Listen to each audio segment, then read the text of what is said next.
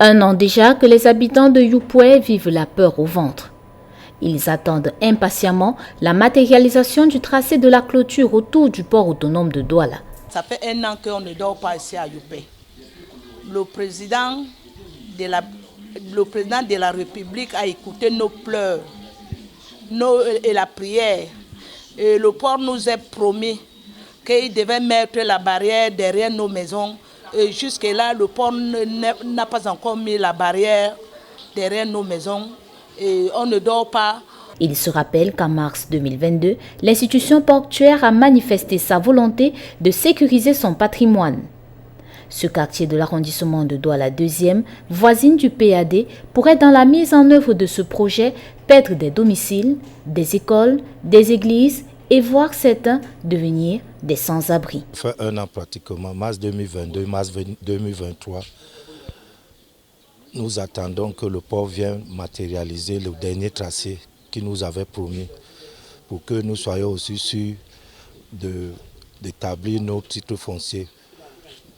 Mais nous sommes impatients pour que le port vienne nous rassurer.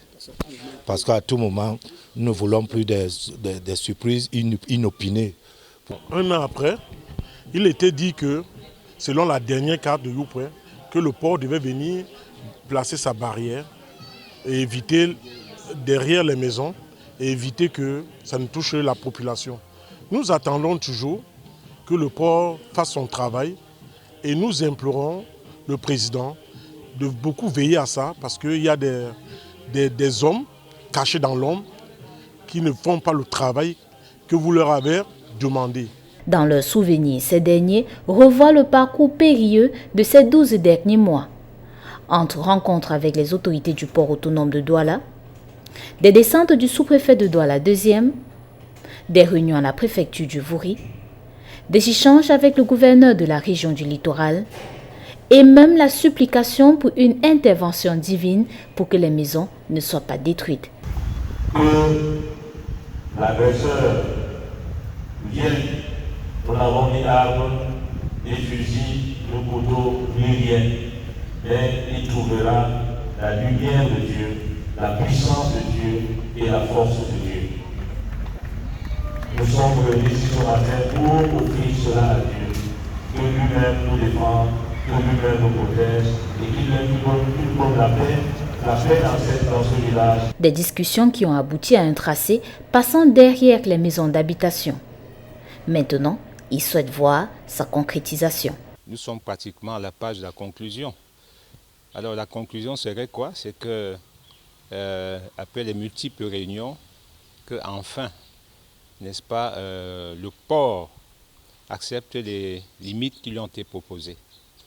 Il y a eu des superpositions, il y a eu des discussions, il y a eu des renoncements de la part du port. Ce sont d'ailleurs des bons points que j'attribue au port. Il y a eu des cartes, il y a eu des limites, il y a eu des déplacements des limites, il y a des nouvelles limites. Et nous sommes parvenus enfin, je crois, à une limite, n'est-ce pas, qui va derrière l'Église catholique. Aujourd'hui, Yupoué est un quartier qui bénéficie de nombreuses réalisations du gouvernement du Cameroun. Un fait qui met un baume au cœur de l'autorité traditionnelle. La bouffe. Le chef de l'État nous a octroyé une voirie des plus modernes aujourd'hui. Vous arrivez à Yupoué, vous avez les pavés de l'entrée du soldat inconnu jusqu'aux abords de la crique du docteur Tokoto, c'est-à-dire jusqu'à l'eau. L'État nous a construit un poste de gendarmerie qui n'a rien à envier aux plus grandes brigades de gendarmerie de la place. L'État du Cameroun, avec la coopération japonaise, vient de construire le plus grand débarcadère marché aux poissons à Yupoué, le plus grand en Afrique, je précise. En 2022, lors des questions orales à l'Assemblée nationale, le ministre des Transports a précisé que les cas ciblés ne vont pas toucher les investissements, mais les espaces qui vont voir ériger la clôture tout au long et rien ne sera détruit à l'intérieur.